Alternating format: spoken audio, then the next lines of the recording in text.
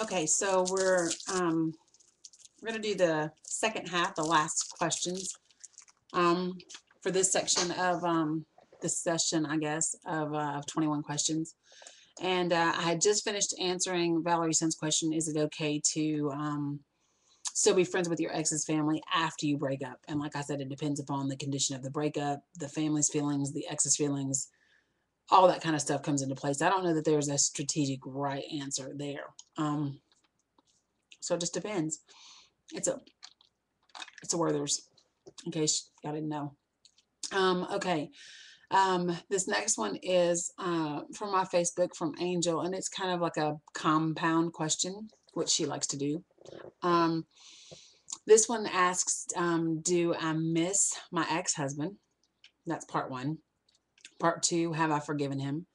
And part three, did I blame myself when he cheated? So I'll answer those in all three parts. The first question is, do I miss my ex-husband? The answer is no. Um, the thing about that is that I stayed for a very long time after the affair, and I stayed maybe a little bit longer than I should have. But by the time I was ready to separate and be done, I really was done. Like I didn't have anything left to offer. And the only thing I'll say about that is it's good because I didn't cry a day after we split. I've never laid in bed and thought, oh, I wish da da da da da whatever. Nope, not one day. So no. Have I forgiven him? I would like to think so. Doesn't mean that I don't still some kind of way, feel that was some kind of way about some of the things that happened.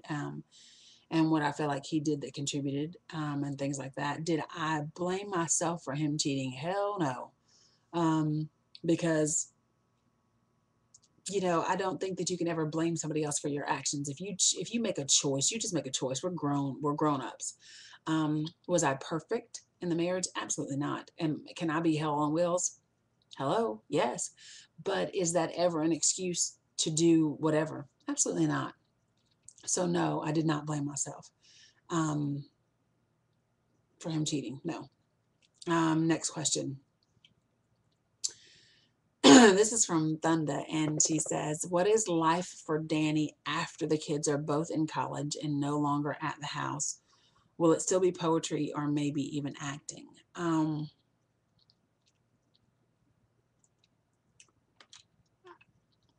don't know. I don't know what life for Dani is after the kids are both in college, because so much of what I do revolves around my girls that I don't know that I've thought that far ahead. I mean, Brianna leaves home this year, and that's been, an eye opener to say the least. But it will always still be writing, I think. As much sometimes as I would like to think I can walk away from it, it seems to be holding on to me. Um, I don't know. I did theater in high school and stuff like that, but will I? I don't know. Will I do something different? Will I do acting? I don't know. I guess we'll see. You know what I always say, guys, is whatever door opens, I'll walk through it. So we'll see what happens. This is from Key Lease. Key Lease. She is asking me, how long have you gone without writing? Why? And if you had ever had an extended hiatus, how did you bring it back? Um, I don't know that I've ever had a hiatus, because number one, I don't force myself to write. I write when I feel it, and if I don't feel it, I don't write. So maybe I go a couple weeks sometimes if life is really busy and I just don't have a chance to sit down and write. Um, but no, and if you're asking about writer's block, I haven't had it. I don't, because so much of what I write is personal and it's about whatever I'm feeling or experiencing or going through at that time, that there's no room for writer's block, because life is continuous, and as long as life is still happening to me, then I have something to write about. So no. Um, this question is from, I don't remember if the Joker said anonymous or not. I don't think that he did. But anyway, this is from, I just blew that off like you don't care. But Lester asked this question, and the question was, Do you think it's important to talk to your children about sex and equip them, if need be, with precautionary measures? Or do you think that in doing so, you'd be giving them permission indirectly to go out and have sex? Um, yes, I think it's important to talk to your children about sex. Um, Equipping them depends upon the age. Okay. So, am I going to give my 13-year-old condoms? No. Am I going to put my 17-year-old on birth control? Yes. Because although we've had the conversations and the talks, and I don't think she's doing anything, I am not with that joker 24/7, and I would rather be safe than sorry.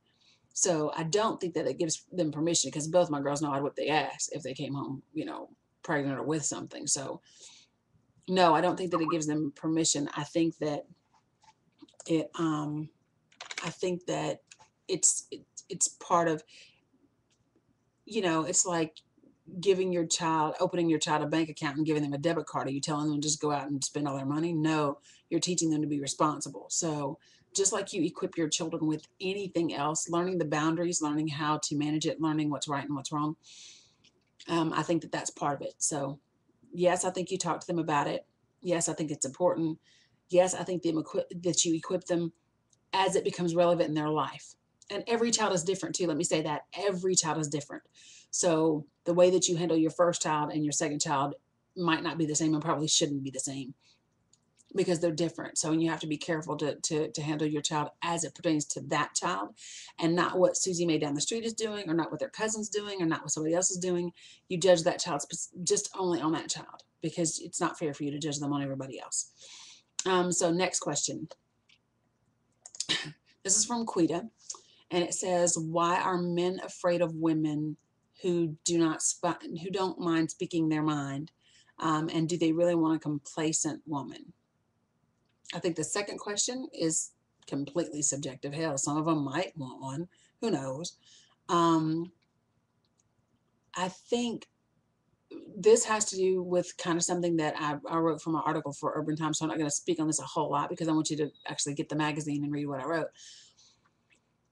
But I think that we've kind of changed roles a little bit, and I think men are intimidated now when they didn't used to be, and it's kind of sad in that respect. I don't know that men are afraid um, of a woman who speaks her mind, but I think there's definitely something where we don't necessarily know how to communicate to each other effectively anymore.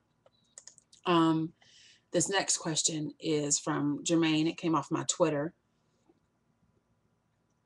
and it says, "People get upset because they know certain pieces are about them. Do you think I should ever hold back to spare feelings?" And he asked the question, "Do I?" Um, um, some people don't think that I do hold back, but believe it or not, I do in certain pieces, in certain circumstances. It depends upon what the piece is about. Um, I don't think I've ever called anybody by name in a piece. So if I'm spitting a piece and it's me, you, and Jesus that knows it's about you, be mad. Shit, it happened. Um, but other than that, I try not to be malicious in the poetry. Now, there was a time where I used to be a little bit more vindictive, I guess, and I didn't care who knew. It was about whomever. Um, Usually, though, if you get me to that point, I feel like you earned it. So whatever. Um, so I think that you need to be careful and be mindful of the subject matter. Is it with the right intent, the wrong intent? Which that's something that you kind of learn as you progress in your writing. So for the most part, though, it's a freedom of expression. Express yourself. Um, hmm. Hanu, my future, asks me, "What is the sexiest aspect of a man?" um, this is such a hard thing, because uh, it's almost undescribable. It's it's that man thing. It's the way, it's confidence without a ton of arrogance, maybe a smidge, but you know, just it's that borderline thing. It's intelligence. It's knowing how to lead. It is just, it's being a man. Um, and sadly, not a lot of guys know how to do that these days, but that's the sexiest thing on the planet. You don't have to look like Denzel, and you don't have to have stacks upon stacks in the bank. If you are handling your stuff, that's sexy as hell, you know? So I don't know. I don't know if that answers it, but there you go. Um, and this is Desan's second question. If you were stuck on a deserted island, wow, would you choose a radio or vibrator? Um, Assuming the radio got reception, the radio, because if I'm being quite honest, you can work around not having a vibrator.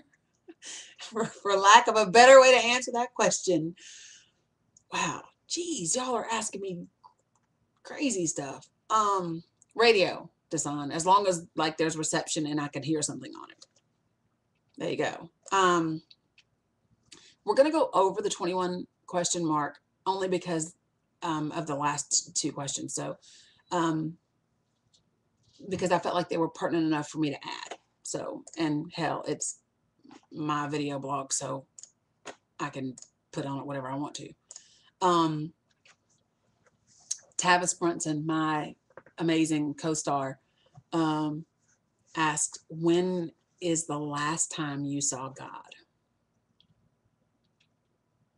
You know, and I can be very cliche and say, you know, every time I look at my daughters and all of that,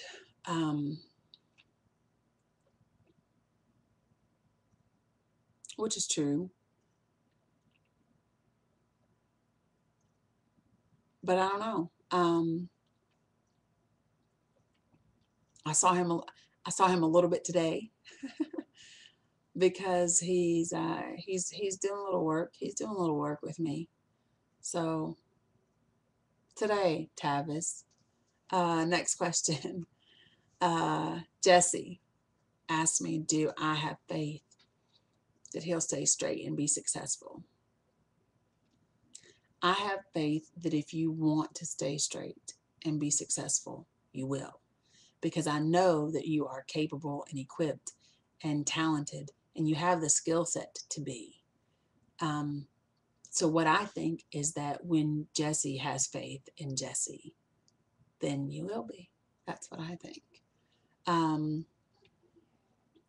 Last one is what are, from You Hate to Like Me, says, what are some of your turn ons and turn offs? I don't like men who brag about money because frankly that doesn't impress me.